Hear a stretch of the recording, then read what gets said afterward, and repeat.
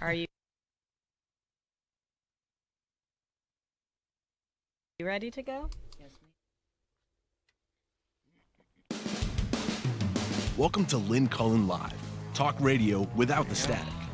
Email your questions and comments to All right. lynn at Yes. pghcitypaper.com. And now your host, Lynn Cullen. Hello? Hello? Am I actually here? I believe I am. Good God Almighty. Thank you. Thank you. Thank you. As far as I know, we're up. We're on. Sorry about the delay of about Half an hour. 1 week and a half hour.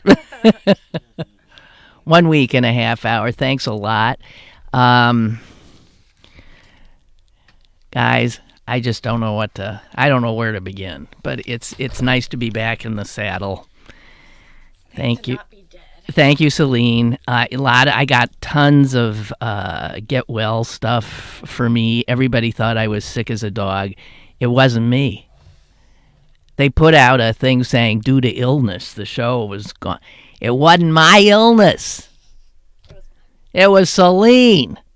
Celine, who I still haven't had a chance to talk to about what exactly felled her, but apparently extraordinarily unpleasant. And so without her, can't do the show. We do have one substitute, but he also has another job and lots of other responsibilities, as does Celine. So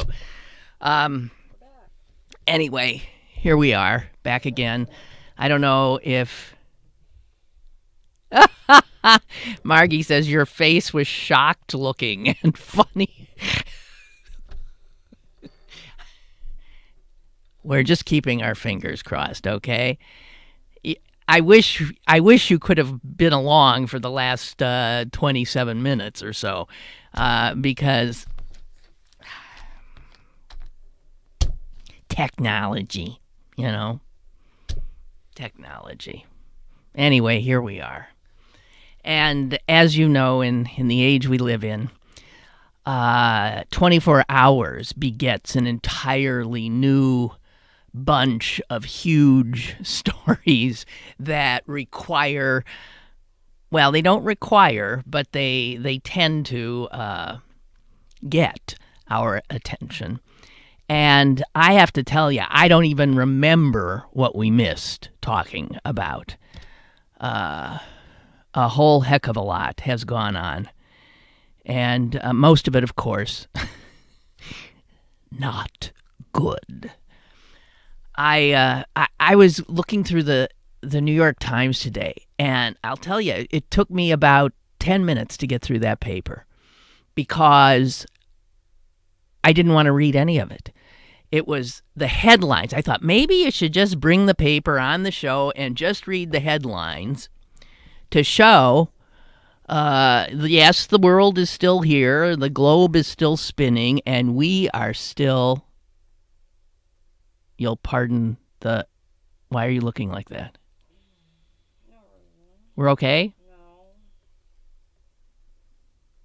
Why are you saying that? Because he just went black. Okay. Am I still here with you guys? I can hear you. Okay, I'm just going to keep going. I'm going to keep talking. I'm not even going to look at you. No. I don't want to see you. So I'll just talk about what some of the thoughts are in my head at this point. Of all the things that happened since last we spoke, the one thing that I still cringe thinking about. Actually, my brother last night came up with a second one, but this is the one that really got me. And I remain so puzzled by it. Puzzled because it says something about humans that I guess I don't want to believe. It's the only reason I guess that I can't get this out of my head. It was not the largest story of the last week and a half. But it was a story and a reality that stunned me in a way that left me actually shaken. And again, shaken by what clearly must be human nature. I've often railed against human nature, but this particular display of it, I found frightening, unsettling, mind-boggling. And what it was that cabinet meeting. The cabinet meeting. I guess it was the first full cabinet meeting of this wondrous new administration of ours. It was the cabinet meeting.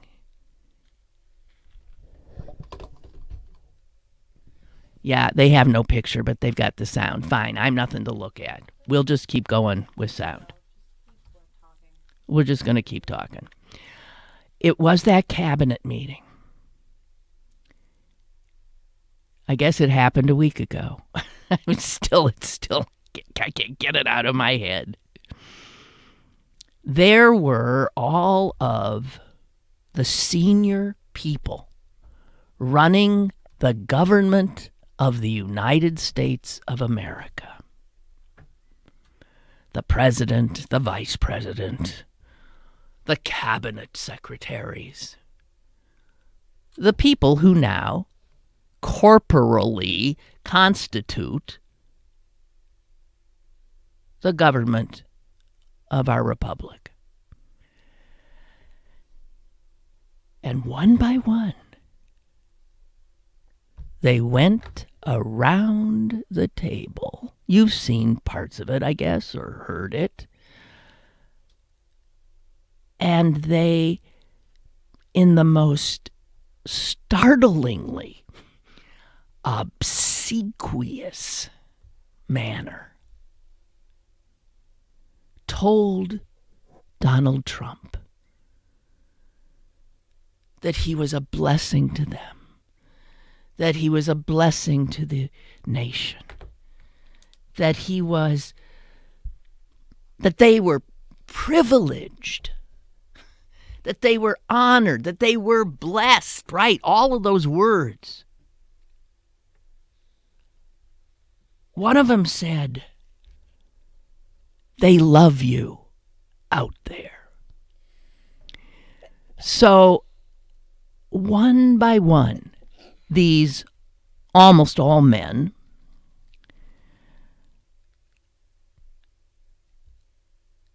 willingly, I mean, you could say, oh, it wasn't willing. It was clear you had to do it. No, you don't have to do it. And every time I bring up how freaked I was by this, someone will say, but Mattis, the Secretary of Defense, he didn't do it. Well, he didn't specifically say, Mr. President, I am so honored to be able to be your Secretary of Defense. He turned it and talked about how he was so honored to be in the position of serving the members of the great military. And in that regard, Trump turned away from him. So clearly, even that mild protest on Mattis's part angered this tiny, little, needy,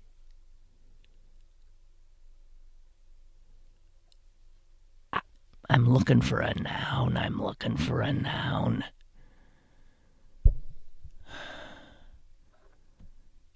Gnome. Here's why I'm so freaked by it. You know how often we say, well, if that had happened to me, or if I'd been there, and we always see ourselves as then doing the right thing, or the courageous thing. And quite clearly, we don't know, right? You don't know. But I do know. I do know in this case what I would have done. I do. Because I am constitutionally incapable of taking part in that repulsive display of obsequiousness. If there's one thing I ain't, it's obsequious. I'm incapable of it. Incapable. And that has to do with the fact that I don't think anyone's above me. That has to do with the fact that I don't think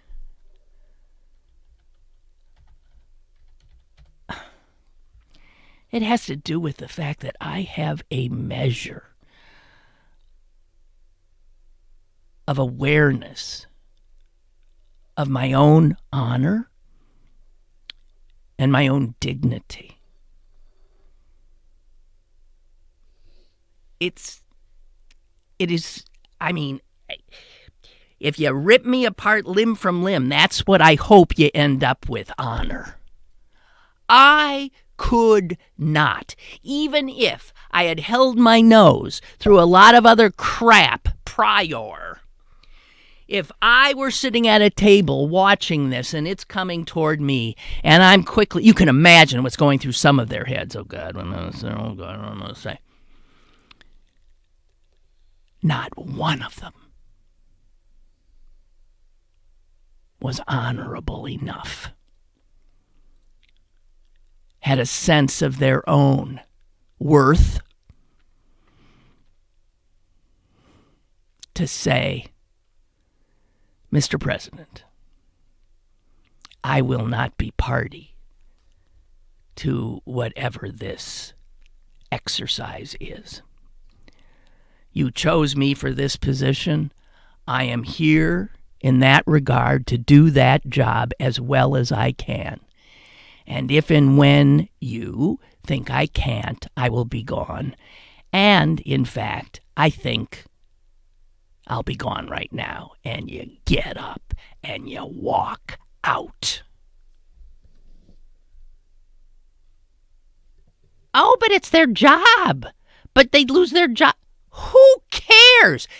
Anyone sitting in that room is already a person who has succeeded at some level, or they wouldn't be where they were. Is this the way you succeed? That's what scares me so much about that display.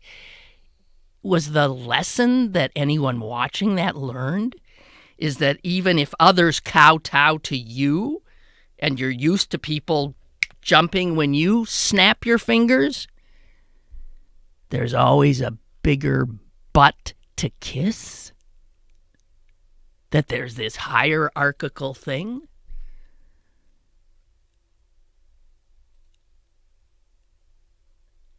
And you allow yourself to be demeaned to keep your job, to keep your power. None of them would not have found other work. Anyone who had refused would go down in history as a courageous. Doesn't take much. Honorable human being. So that's what we've got there now. And it was the kind of display that tells us, if there was any doubt, that we are a nation now in thrall of a narcissistic, soulless, there's my problem with the noun again, truly despicable human being.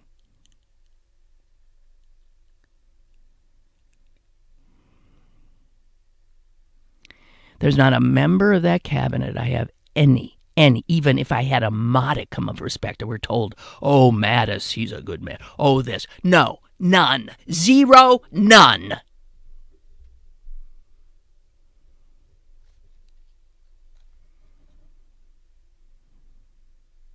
It's the kind of thing you would see.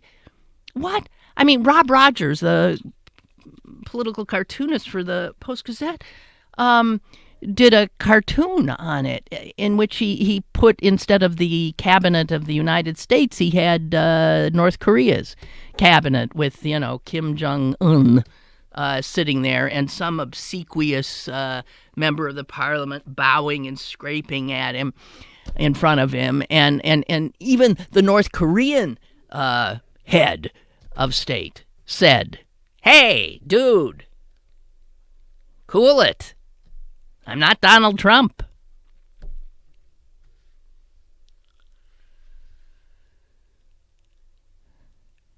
It's a kind of adulation requirement that you would see when looking at movies of like Caligula,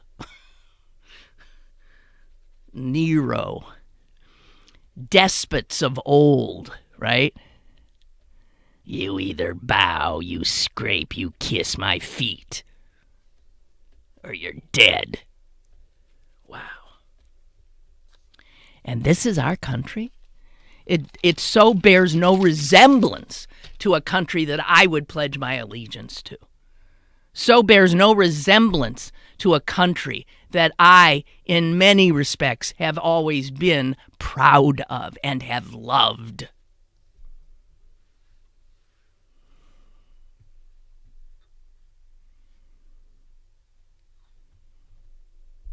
Okay, so that's the one that got me.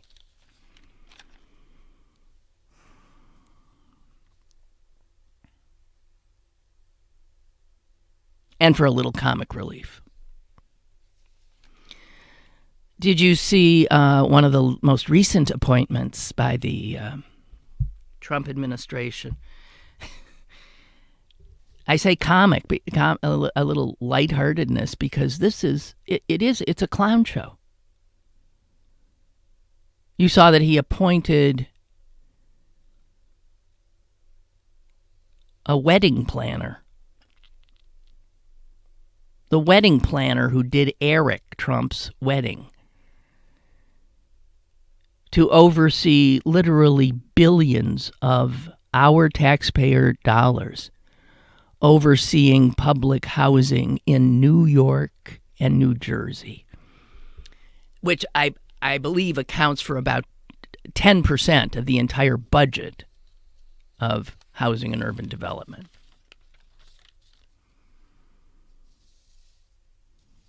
This is a woman who has zero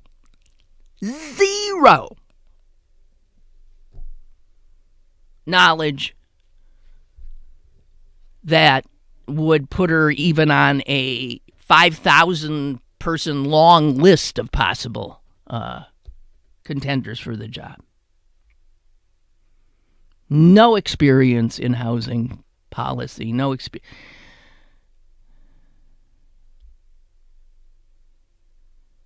Somebody tweeted that since she's been appointed, she's been busily trying to get herself up to snuff and is now trying to figure out, the seating placements and who will be in Section 8.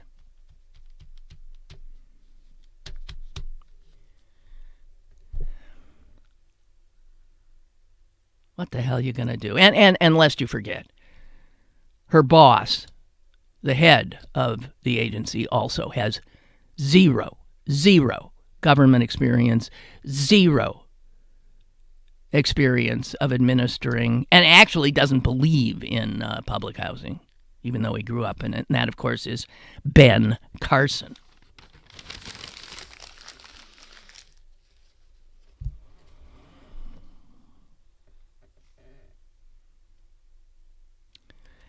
Okay, Mike, I know everybody wants to excuse him. I just can't. Mike says, I'm guessing that Mattis feels his obligation is to protect his soldiers, which is why he kowtowed to the president. Well, but let's talk about how he's protecting his soldiers. I used to do a thing during the war in Afghanistan, which actually is still going on, and in Iraq, in which I would read on the show the names of our service people who had most recently been killed in those actions, which we, the American people, signed off on. And sometimes the list went on and on and on and on. But just reading the names was sobering. How many have died just this weekend? How many in our military have died or been grievously wounded? We know the 7 sailors. And by the way, when you looked at their names, as I did, it was a list that is the kind of list that used to make my heart swell with pride at being an American.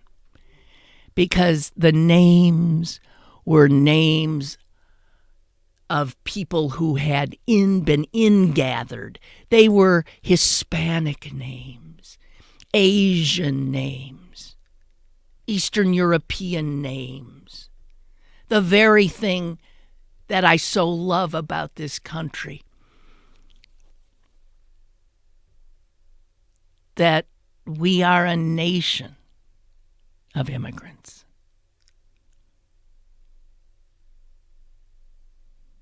And now I have to literally turn my eyes away from video of a young child hanging desperately onto his mother as 2 ICE sons of bitches try to wrestle her away.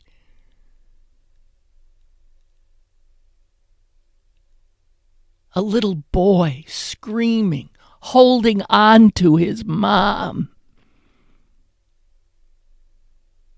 This is America now.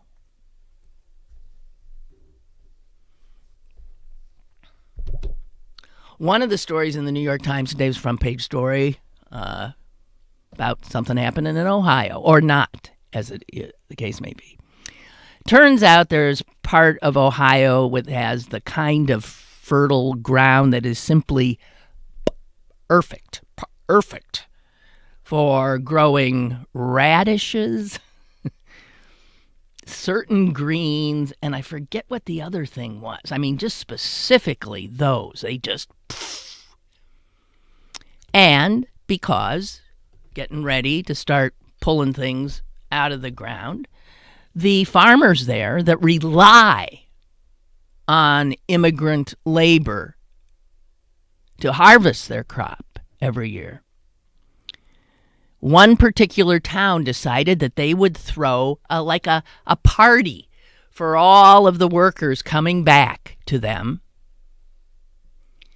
And they were going to have, games for the kids and a little bit of entertainment, some music, just to say, welcome back, and now we got to get to work. Apparently that passed unanimously in whatever the little town council was. And then it was printed up in the little town newspaper. And then somebody said, what? And that somebody had his picture on the front page of the New York Times today, standing in his yard in front of his house with an American flag flying, with his legs astride and his arms crossed in front of him defiantly. And he said, I'm a Vietnam veteran. I served this country. No one gave me a welcome back party.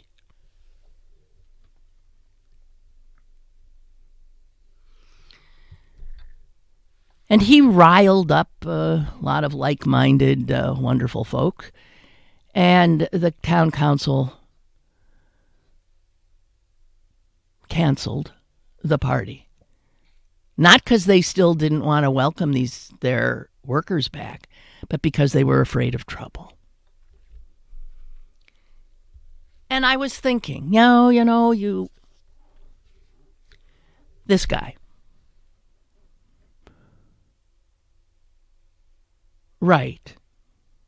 He was not thanked for his service because the war was unpopular and all kinds of other reasons.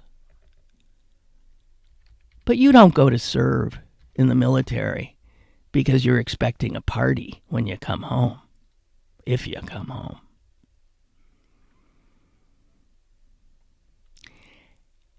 And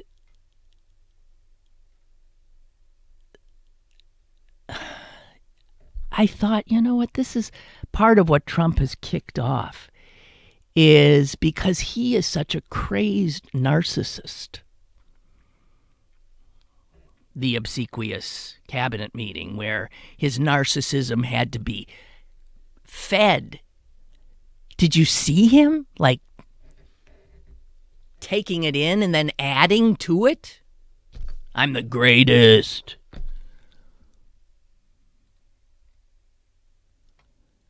All the other narcissists.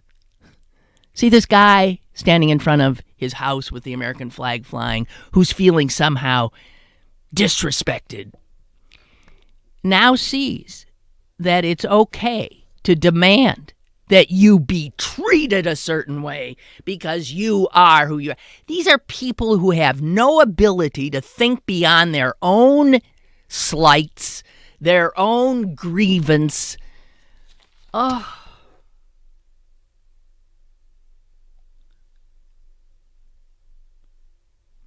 And now the immigrants, some of whom have stayed behind and now live in that town, some of whom are under threat of deportation because they don't have the right papers, but they've had children and raised their families, opened little businesses. They're hiding in their homes now. And who can blame them? This is America. This is like being a Jew in Nazi Germany.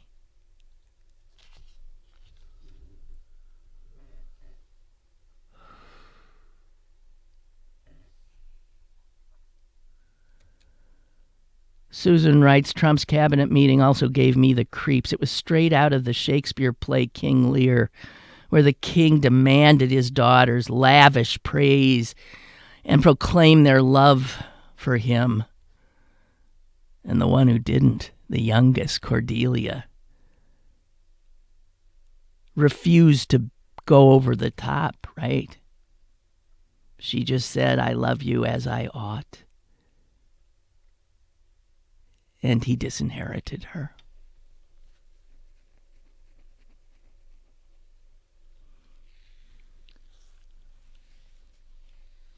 Let's not get into Shakespeare, right? Apparently, we're not going to be able to do theater anymore without some of these yahoos interrupting the play every 2 seconds, too.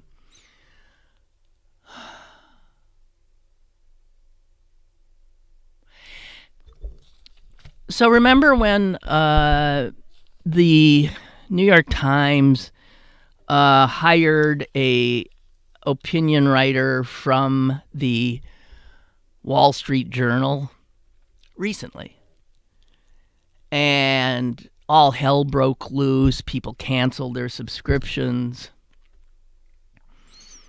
This is a guy who's willing to be somewhat doubtful about climate change, saying he thinks it's been a little bit,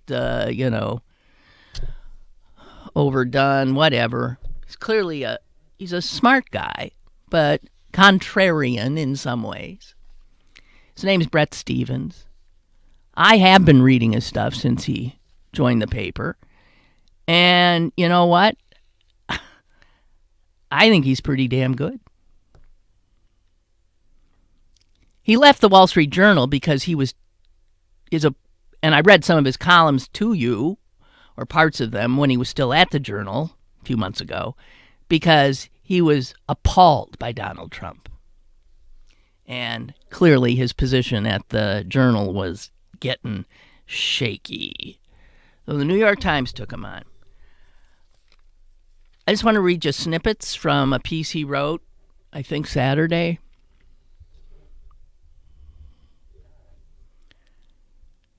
Because it's on point to what I've been talking about.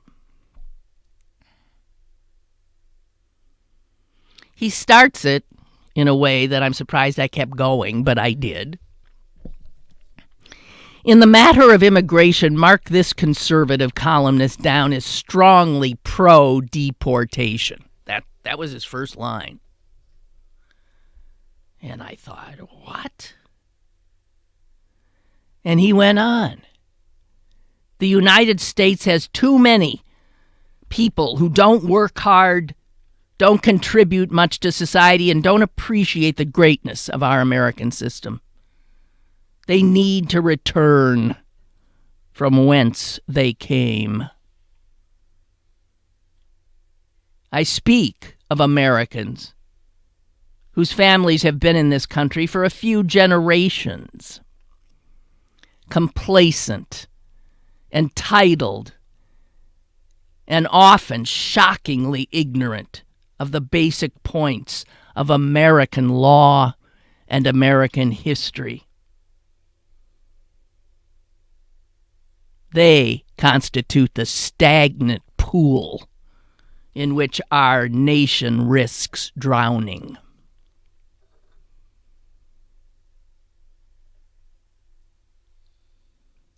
He doesn't want to deport the immigrants. He wants to deport the people who want to deport the immigrants. And he goes on and he builds a case. Point after point, he says. America's non-immigrants. Oh, yeah, red-blooded Americans. He's talking about them. Are failing our country. You want to know in terms of who commits crime in this country? Real red-blooded Americans are incarcerated at twice the rate of illegal immigrants. And at more than 3 times the rate of legal immigrants. You want to talk about educational achievement? Let's just look at the 2016 excuse me, Intel Science Talent Search. It's often called the Junior Nobel Prize. Wasn't it held here last year or the year before? I think it was. This is the brightest young people in the country. And believe me, big tech firms are at that thing looking for the next genius. Look at the finalists in last year's Tech Talent Search. Only 17% of them were born in this country. More than 80%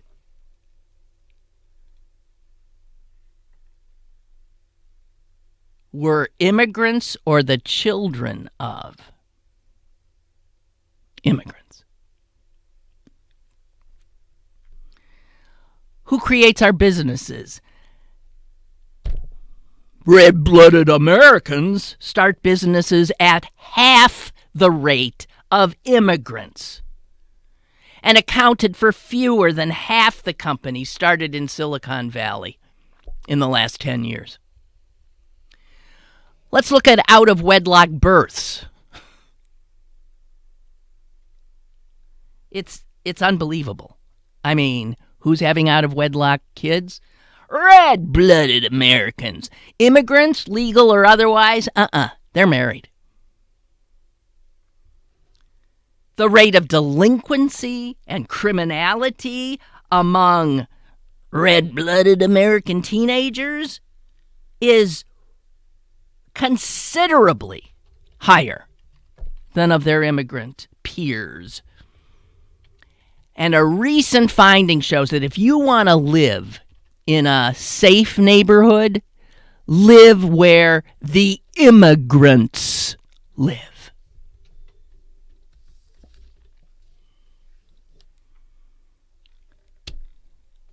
Brett Stevens, conservative, says, bottom line, so-called real Americans are screwing up our country. Maybe they should leave so we can replace them with new ones, better ones, newcomers who are so much more appreciative of what the U.S. has to offer, who are more ambitious for themselves and their children, and more willing to sacrifice for their future of their children. In other words, just the kind of people we used to be.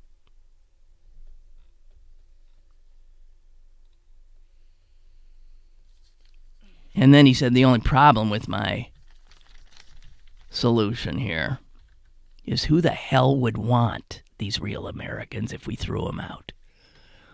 What country would take them in? Stupid, lazy.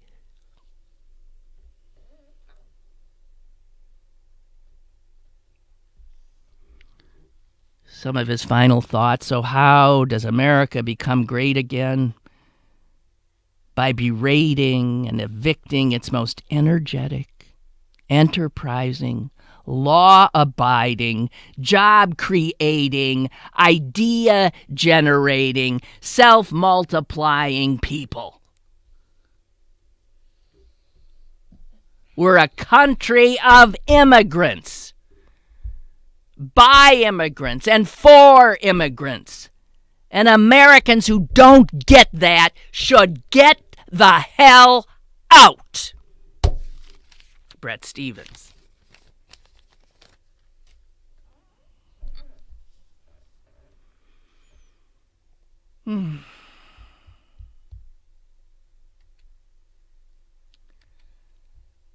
Okay, some people are sending me articles. I do not have time to read them now, of course.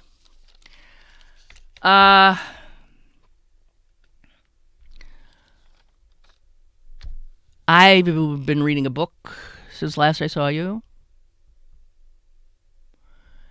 And I am going to have the author on Wednesday. Okay. So, wait. So we started late, so we might not have an hour here. Celine, when do I have about 10 minutes? Okay, we'll do 10 minutes more. By the way, my sister tomorrow, and on Wednesday, author. But the book is about the United States of America in the year I was born, 1948. Yeah, do the math. 1948.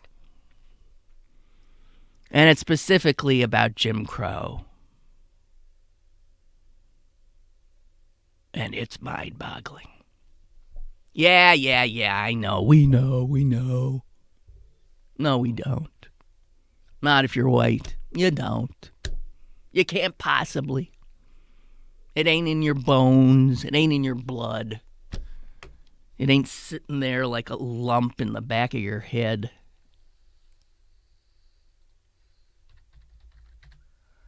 Boy, does this book bring it home. And one of the things, this is all I wanted to get at right now.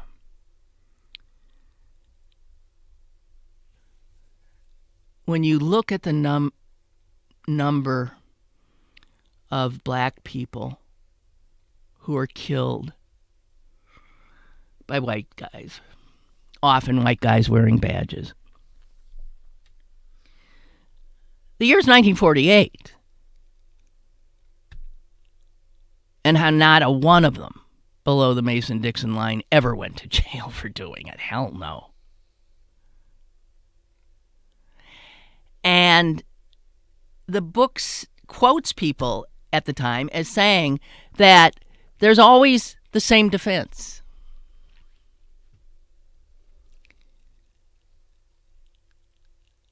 I thought he was reaching in his pocket. He had his hands in his pocket.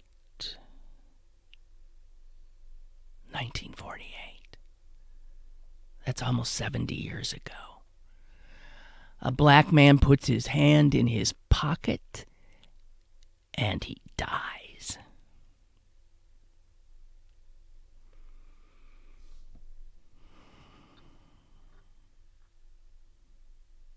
Have we changed? That was about the deep, dark, scary South. I happen to live in the North. So do a lot of other black people. So do a lot of other formerly alive black people who were killed by police who thought they saw them reaching for a gun. And these men are later found to be unarmed, of course. And then there are trials.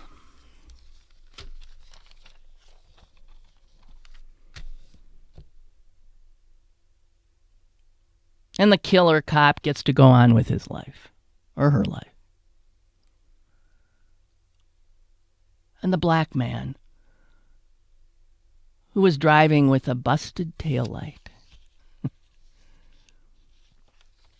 or wrong place, wrong time, or you name it, his life's done, finished, over. Even black men like Philando Castile, who did everything you're supposed to do. Yes, sir. No, sir. Oh, by the way, sir, I have telling him everything, doing everything he's supposed to do. He is gunned down with a little child in the back seat and his fiancée right there when she could have been killed as well, and that cop walks. He perceived a threat.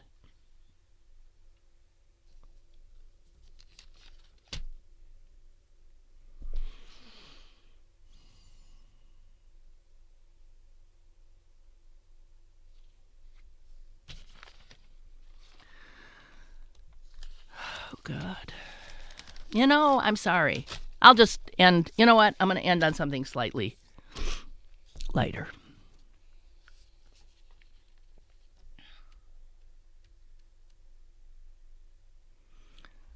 Oh, wait. I see what you did, Ed. Thank you. He just sent me 2 paragraphs of this piece.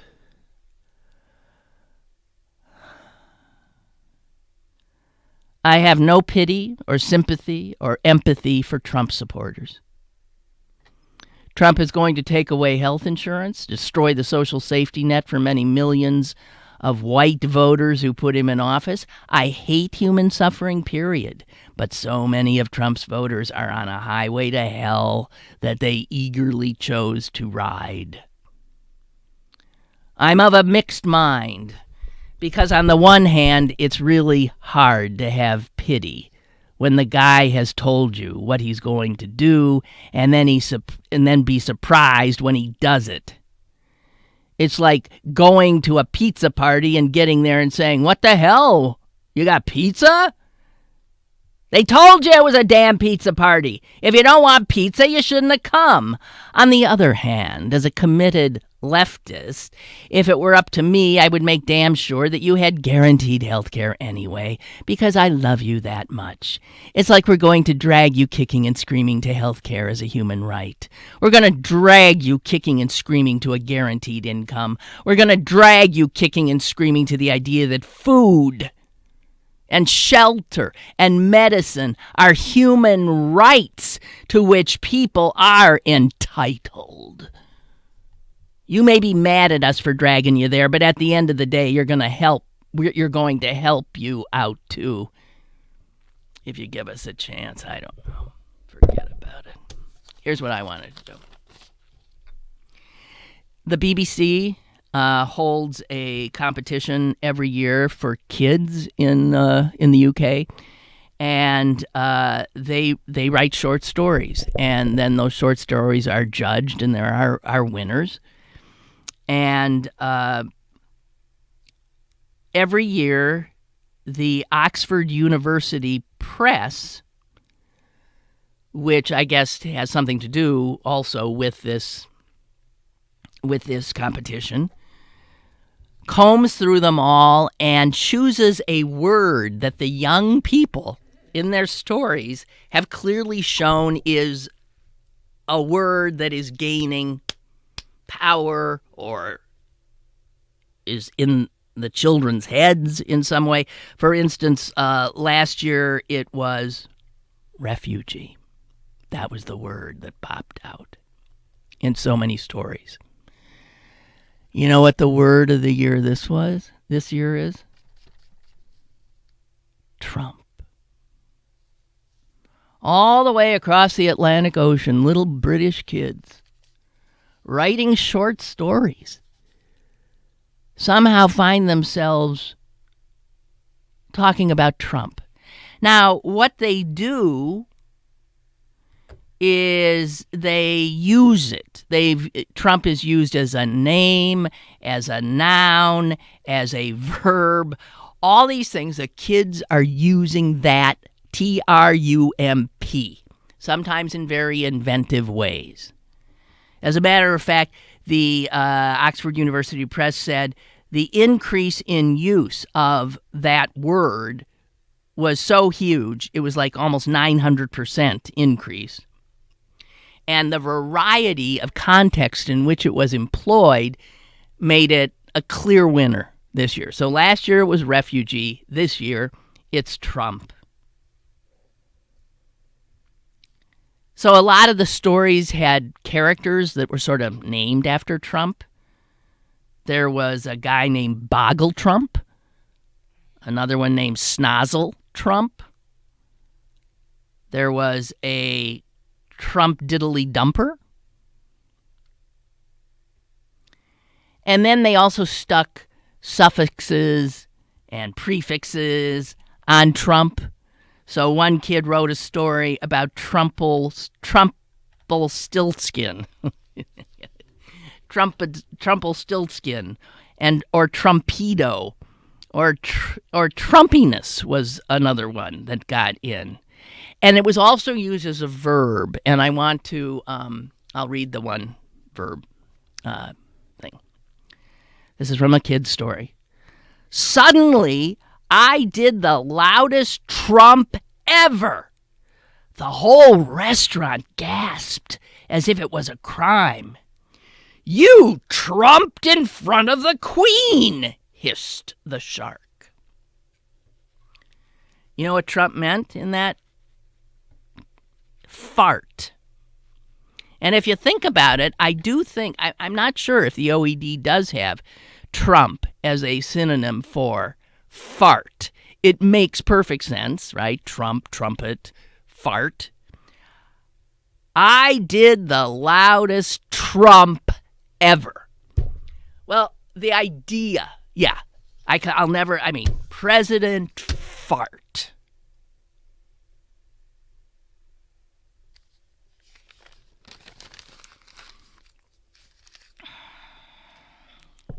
Okay.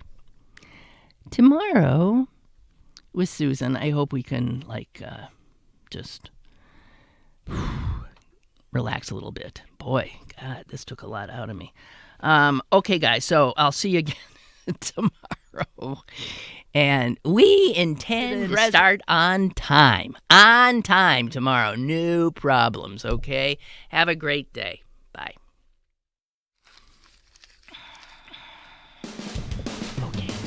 Lynn Cullen Live. Tomorrow. Monday through Friday from 10 with a.m. Susan, to 11 I hope and we can, archived at pghcitypaper.com. Relax a The little. opinions Relax a little. expressed on Lynn Cullen Live are those of the host. and do not Okay, guys. necessarily So I'll see you a again. Pittsburgh City paper or its advertisers. And we intend to start on time. On